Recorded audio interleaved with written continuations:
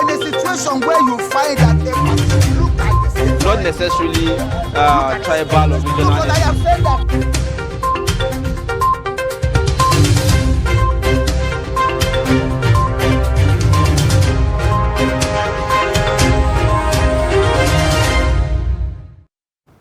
All right, thank you for staying with us. Time now for us to take a look at the dailies on Daybreak. We'll begin with the Daily Trust newspaper.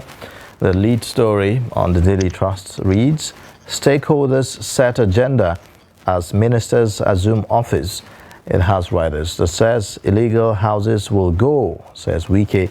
I will pursue rule of law, Fagbemi. I won't lie to defend government. That's Minister of Information, Idris. Also, decent employment on the way, Lalong.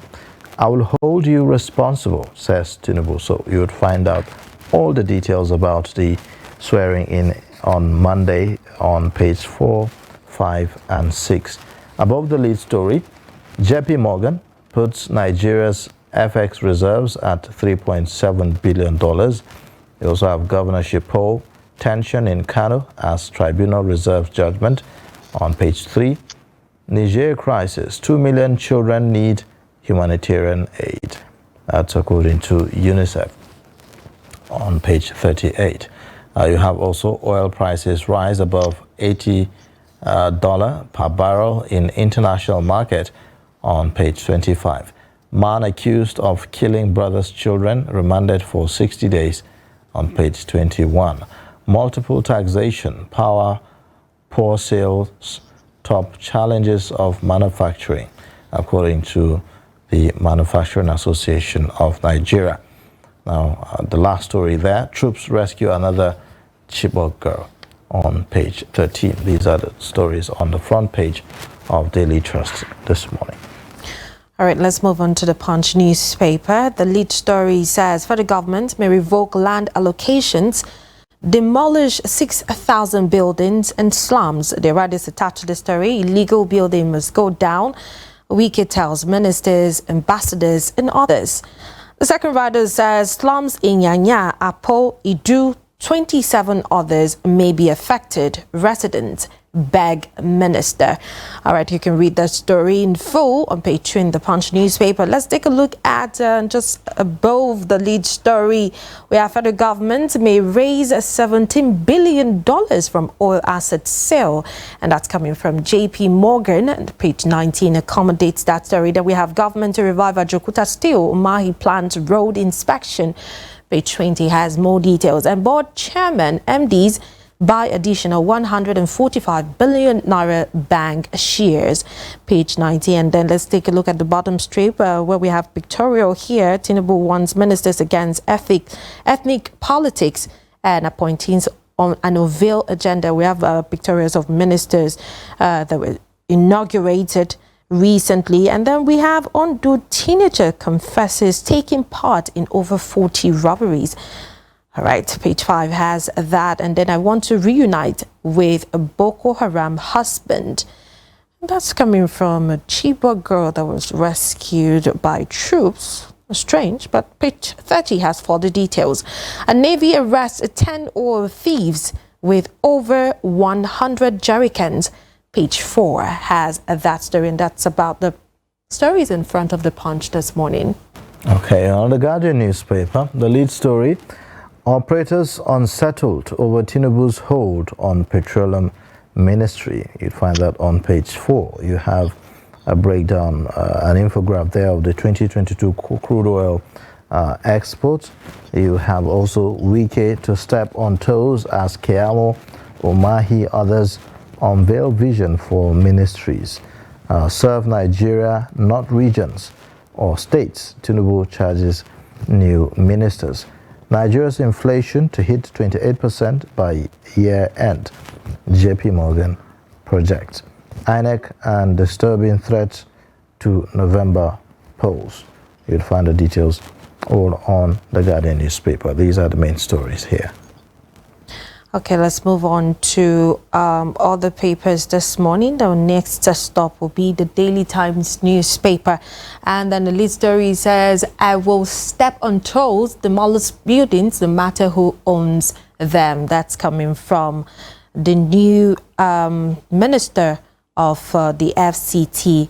Now, let's take a look at another story that says, I think this one, it's the bottom strip here. Let's take a look at it. It said job scammers dupe victims of 765 million naira in Delta and 5 nabbed. Story started on the front page, but you can read further when you go into the newspaper. And then increase allowances to your wives. That's coming from the AIG. Sounds strange. All right. Page 5 has that story in the Daily Times newspaper. Then armed robbers kill retired cop and wife. That's really sad. That page 424 and the Daily Times has that. Then Tinubu swears in ministers, page 4 has that in the Daily Times newspaper. Then Nyako loses at Adamawa Election Tribunal, page 4 has more details of that. And then we have subsidy removal. Bielsa pays wage award to workers. That's the reason on page 5. And let's take a look at the top. We have a deputy speaker floats a novel idea on roads development in Nigeria. Started on the front page, you continue reading further when you have a copy. And that's about this. Headlines will be taken from the front page of the Daily Times this morning. All right. Well, quite an interesting story. The AIG asking, whoever to increase salary allowances to their wives. I think that I can imagine that housewives will be, applauding I love the initiative. It's strange, but I love it, Yes. All right. Well, let's start to get some perspectives to the stories on the front pages. We have in the studio Dr. Theophilus Abba, Program Director, Daily Trust Foundation, for insights. Thank you so much, Doctor, for joining us. Thank you and good morning. Good morning. All right. Thank you. Well, matters are rising from the swearing in yesterday, Doctor. A lot of the ministers have assumed duties already. Particularly the minister of the FCT stands out in his comments yesterday. For those who have watched, some of the things that he has mentioned, and it's like he's already sending shivers to the spine of, if you like, those who have raised illegal structures in the FCT and those who constitute the demography of people he's talking about who, perpetrate criminality in the FCT and the rest of them. He appears to be ready to go hard, as he assumes duty. What do you make of, his address yesterday? Well, I think I was disappointed, because I thought that if you are given a position as minister, you are taking over a job like the FCT. One of the things you should even do is to calm prayer knives. People are not happy, people are angry, people are suffering. There are issues to handle. But, you are not fighting war with the people of the FCT. You shouldn't come threatening and as if there was war, so you are coming to fight Boko Haram or whatsoever. I think it's a wrong approach. But to people who are, did he say anything that is wrong? Yes, you see, his threats are to people who are, my argument is this, perpetrating illegality. There were ministers before he came. You understand? We've had ministers. And these ministers, I don't think, they were fools, They've done a lot of work. Even as at last week, there were demolitions in Abuja. You understand? So a whole lot of things have been taking place. You see, when you come talking as if all the ministers who were there before you came didn't work, you get it wrong. You see, if you are taking a position like minister of a state, of FCT, or a governor, the first thing you do is to settle down, read what is on ground.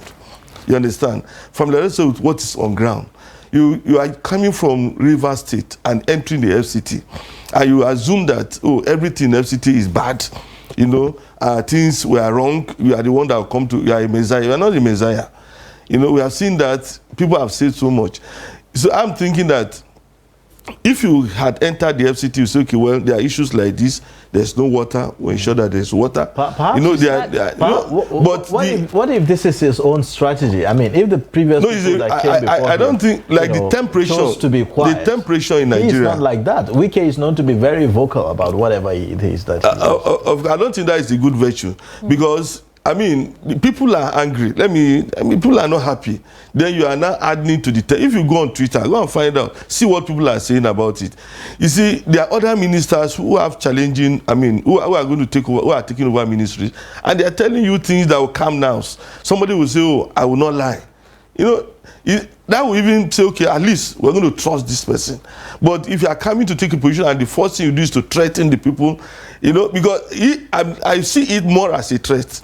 And if you go on Twitter and social media and hear, see what people are writing, threats to those who are not to those who are law-abiding, but to those who are, you know, perpetrating illegality. But what I'm arguing is this: the first thing you do is to enter that office, settle down.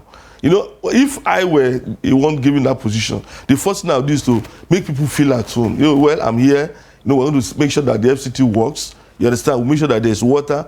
You know, make sure that there's this. Make sure that there's that. Rural roads are constructed. People have a sense of belonging and all those things. Then, if you settle down and you have the facts are given to you. From the way he spoke yesterday, sorry to interrupt you. The way he spoke yesterday, it seems he has done his homework. He talked about when you go different places, you see a lot of waste. You see a lot of things that have happened. Do you think that, you know, this is his strategy? You know, given the warning as it is, let's just start the work. We are hitting the ground running as we are. But what was quite glaring in his statement, you know, were the threats. You understand? Let me give you an example. You talk about, you know, the Abuja master plan. You know, Abuja master plan is still in single quotation mark, because there will be changes, there will be redefinition of what is master plan, because of topography, because of some basic realities. You know, I'll give you an example. If you look at Abuja, you know, going by the old plan, the airport is a grazing reserve. In the rest of Abuja, it's supposed to be a grazing reserve. You understand?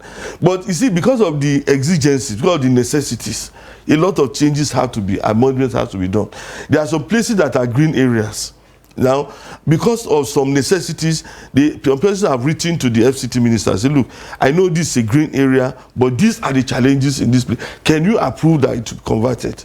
So many things that you are coming with, preconceptions, by the time you are down to realities, may not be true. You understand? So, you see, there are issues to deal with in Abuja, but I'm not saying that people have not encroached. You know, people are not being, I mean, are not buying land they're not supposed to buy. I'm not saying that there are no land speculators and all this and all that. We have all those. But I don't think that as a minister, you should come and begin to make people to be afraid. So do you think he was quick to speak yesterday? No, I think he was too quick to speak. And the manner he spoke, is not reassuring. The people of the FCT, I know you are calling ambassadors. If you're ambassador, you are whatsoever, I'm going to demolish your house, will go down. I don't think that is how to approach the issues. Okay. Because any ambassador, for instance, who has built a house, you know, he knows that, look, maybe I had issues. He must have regularized it with the previous minister. And then to assume that the previous minister didn't work, didn't know their job, and you know better than you get it wrong. Okay, another statement by the Minister of Information. He says, I won't lie to defend government. And some may say, well, this is very unusual to hear that kind of statement from, you know, Minister of Information, a government appointee who is going to be mainly like a gatekeeper for the government. What's your reaction to that? Okay, I think the minister is, I support, I applaud him for making that kind of statement, because he's an expert PR person, public relations person.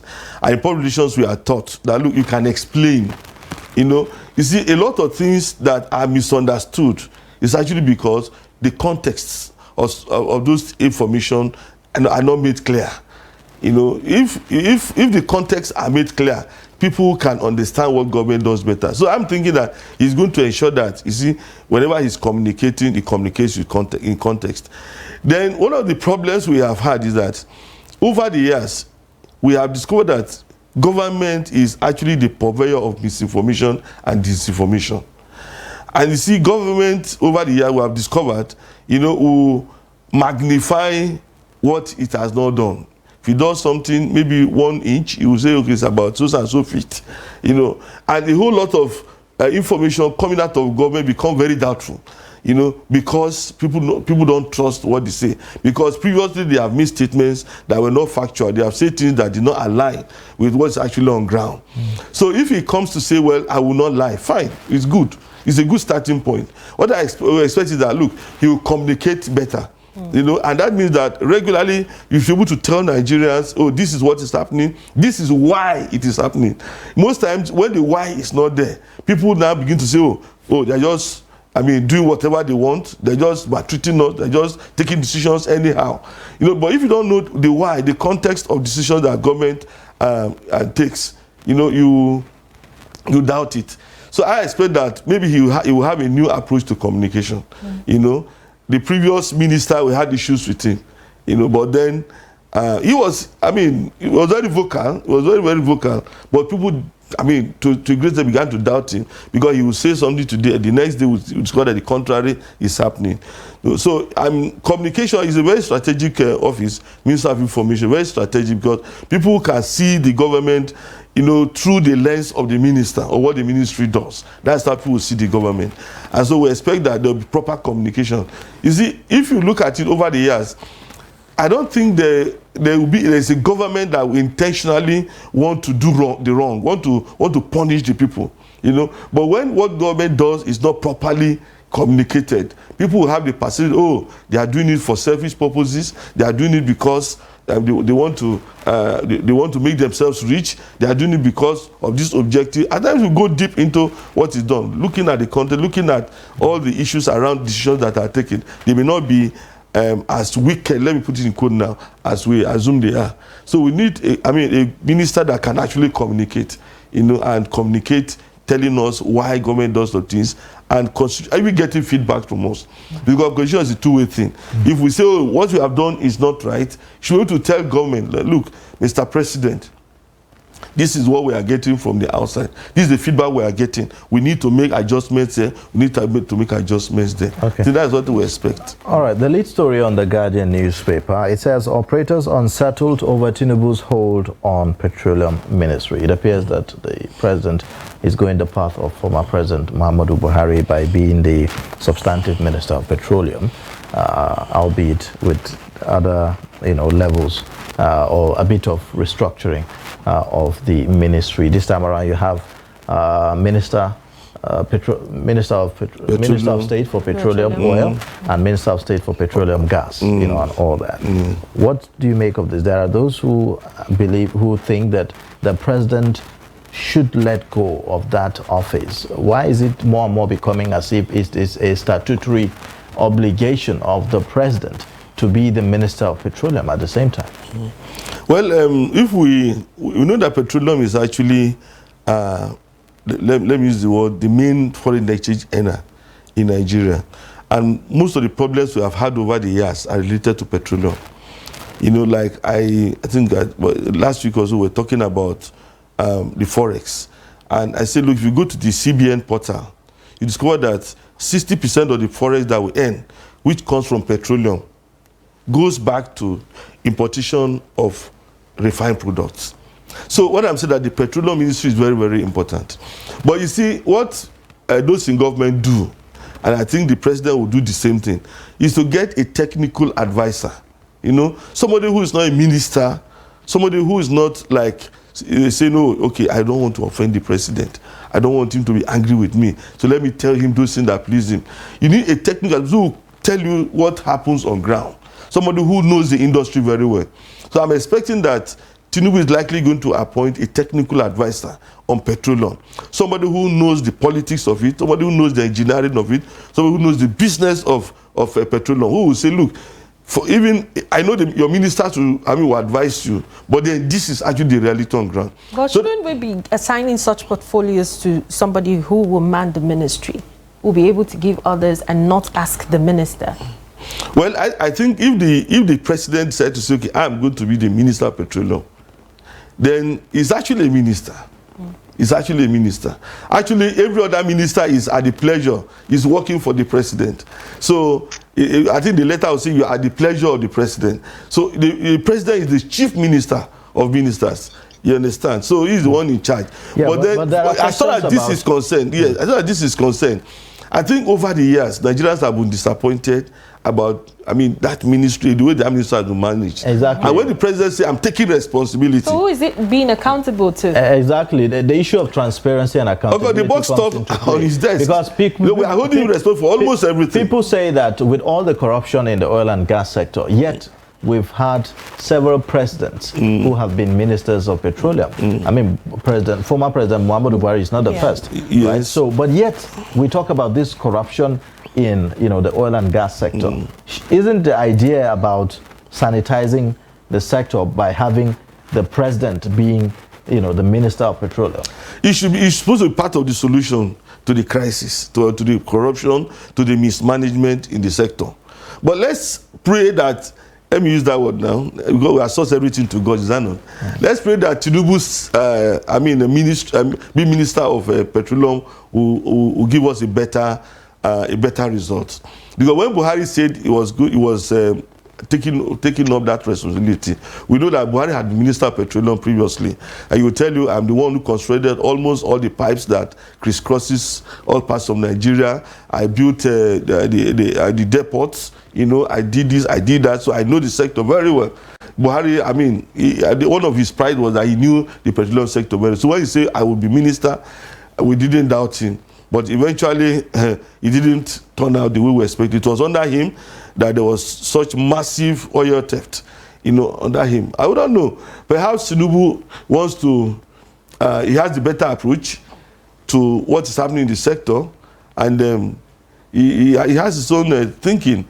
Because I know that there were times that we had technocrats, those who were experts in the sector, managing the sector, and things were not as bad as they are now.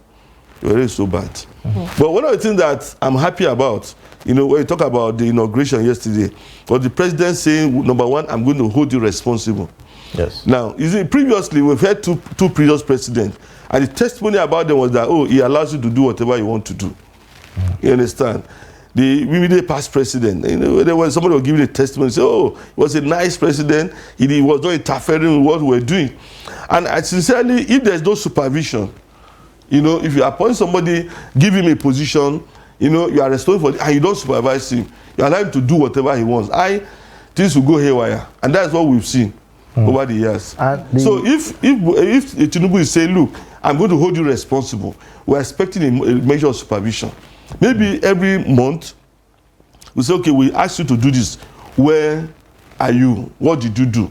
I heard you didn't do this. Why didn't you do it? You see, if you don't ask ministers, the people who have given responsibilities to account for the responsibilities they are supposed to, for the things they are supposed to execute, definitely things will go haywire. And I expect that this system should be different. Okay. That ministers are held accountable. The president also made a statement where he asked the ministers to consider themselves as ministers of the Federal Republic of Nigeria and not serving any specific regional interest, or group, and so on. Do you think that message will really go down, to the heart of the issues that we've always had about nepotism? Now, I'm also happy that he made that statement, because if you go to many government ministries, departments, and agencies, for instance, you are the minister of, let me say, information, and so you ensure that the DG of all the agencies under you come from one part of the country, and the DG will now ensure that everybody who holds position, those that he can recruit or employ, are from one part of the country. So you go to some government agencies today, it's people from some ethnic community that are dumped there. Everybody is speaking the same language, and then you are in Nigeria, but you feel you are a stranger. I went to one, and everybody was from one desk to another. They were just, I say, but this is Nigeria. You understand? I was looking for someone who speaks my language. None of them was there.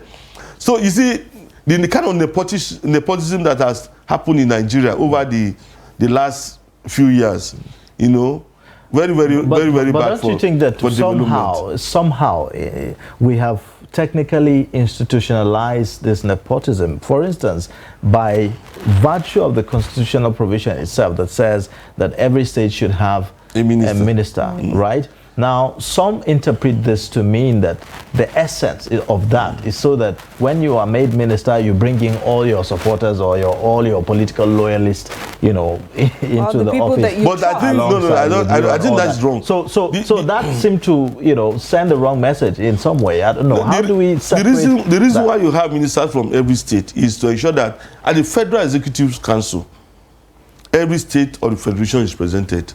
That is the basic reason. That if Tinubu is meeting with the ministers, somebody from each state is there who will say, well, I've heard this, but then you can say, well, this is how it can affect my own state. If you have any contributions to make, you make your point. Ideally, that's the spirit of the Constitution. But when you talk about the ministries, interpretation here is that it's a wrong interpretation. Actually, what we have seen, people tend to feel that it is now their own time. Well, it is wrong. It is wrong because these are wrong examples have been laid, and I pray that Buhari will be able to correct. Tinubu will be able to correct those examples, those wrong examples. We have the Federal Character Commission. You know, the Federal Character Commission, if it does its job very well, is to ensure that even the recruitment, you know, people from all parts of the country are represented in any government ministry, department, and agency. So you don't have people from only your village, you know, in your office. Well, if you bring somebody who is from a village as a technical assistant, as an essay, there is no problem. But all the directors cannot come from your village. All the clerks should not come from your village. All the messengers should not come. It shouldn't be so. There should be representation. People from all parts of Nigeria should be found in every government department and agency. And that's the idea. So when Tinubu says, sorry, I don't know, Buhari, get out of my head. Okay. When Tinubu says you are representing Nigeria, I hope he can actually amplify that in such a manner that anyone who takes, when they go to their offices as ministers, they won't forget that they are Nigerian. They are Nigerians. They are not from their villages. They are not just from, your village is part of Nigeria. You come from a village, but you are actually part of Nigeria, and you must work for the good of Nigeria. You know, because you see, we tend to think that, excluding Theophilus, but anyway, people tend to think that, I just have to grab as much as I can grab from Nigeria. And this thinking of grabbing is what is making the system not to work. It's what is making us to have all sorts of issues. You grab resources from Nigeria, you grab dollars, you take them abroad, you build houses, build other societies. The resources you take from here to other societies, build their economy. Meanwhile, Nigeria has been drained on a daily basis. We are lacking resources, and things are getting worse. It shouldn't be so. It's good for ministers to think Nigeria, and I hope that message is properly, properly communicated, so that every minister will now know that is working for Nigeria, not for himself or not for his family or his village. Let's take a look at this. It sparked a lot of reactions, and it kind of rubs off on other states as well. I'm talking about Governor Sani slashing fees in Kaduna tertiary institutions. This is something that was done by his predecessor, and then, he coming into office, he slashed the school fees by 50%. What can you make of this? Well, I think it's a good development, and there are several reasons to say it's a very good development. Number one, is the government has collected a lot of money from Nigerians, and this money is being shared among states. For instance, I think it was in July that 1.9 trillion, was accumulated after the removal of subsidy. And for the first time, some state governments were getting much more than they had ever imagined. Now, if government has mopped up money in the name of removing subsidy, then there should be a way of redistributing this money by reducing the burden. You see, we have said it again and again that subsidy is not a wrong word. It's not, subsidy is a way of, creating equality. Let me use the word loosely now. Leveling opportunities for people.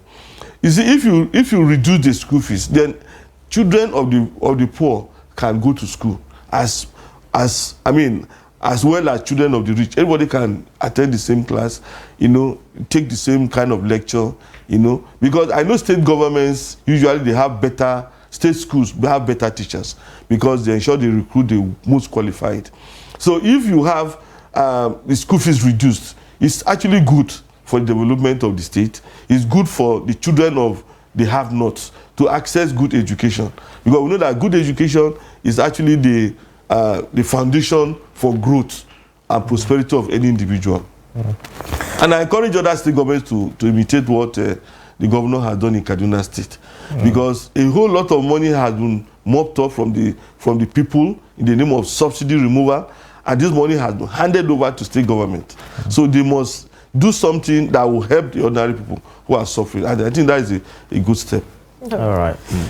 Okay, to some other stories now. Another story that got my attention on the Punch newspaper is that of the rescued Chibok girl that says that, well, she wants to reunite with her Boko Haram husband, you know. And going into the story, I was curious, so it says that, well, the husband is also a repentant Boko Haram fighter who they were rescued together alongside, but somehow they got separated because she was asked if she was going to remarry again and all that. What do you make of this? Well, the attitude of government towards Boko Haram has been that they should come out and they should repent. And so if the husband has repented and the lady says, oh, I want to reunite with my husband, maybe she say, oh, that's what destiny has in store for her.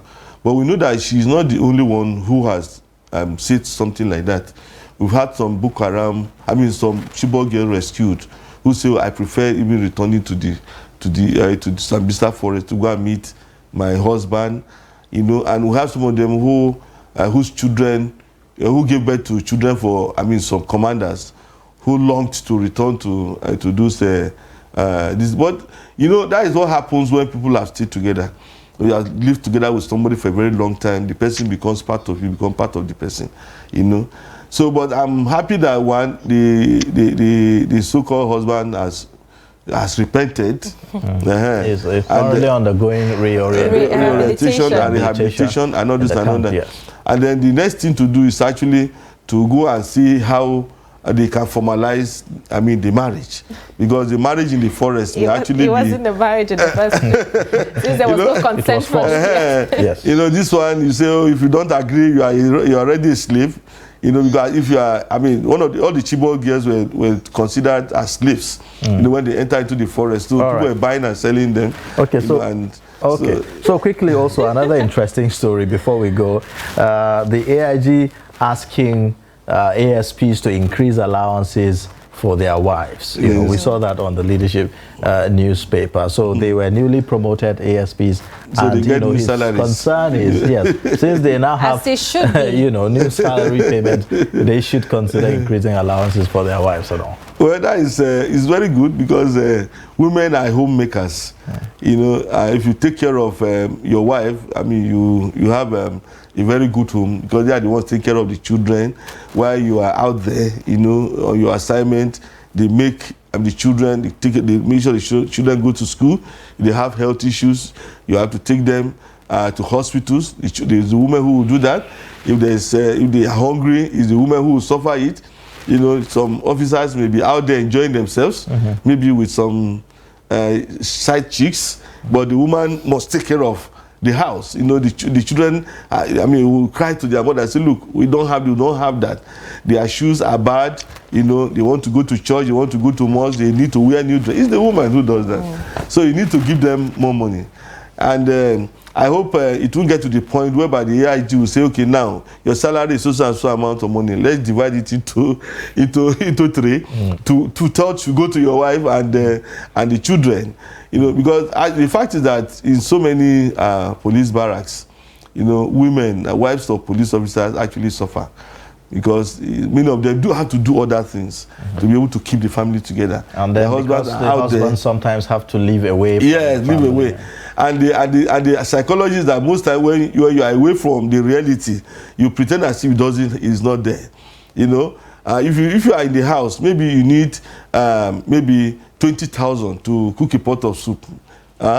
Now, you make sure that 20,000 is there. But if you are not there, you think 20,000 is too much. Then your wife say, oh, do you know how much you sell fish now? Do you know how much you sell vegetables now? Do you know you cannot afford this now? You know, but then you just say, okay, take 20,000, and you can even say, I gave her 20,000, and she's complaining. I gave her 20,000 last week. Last week, and she's complaining. And won't be tired if you tell your brothers and they say, no, this is our wife, is the one wasting our brothers' money and all this. But then I think it's the right thing to do. If they are promoted, their salaries are increased. You know, the excess that they are getting, I don't know whether that's the right word, but now that their salaries have been increased, they should give more money to their wives who take care of their homes. All right. Well, thank you so much, Dr. Theophilus Abba, Program Director, Daily Trust Foundation. Thank you for joining us on Daybreak. Thank you very much. Thank you. All right, that's our show for today. In case you've missed, you can always catch up across all our social media platforms and also on our YouTube live stream. I am Ayuba Ila. Thanks for watching. Bye for now. And my name is Martia Umar. Catch us again tomorrow morning.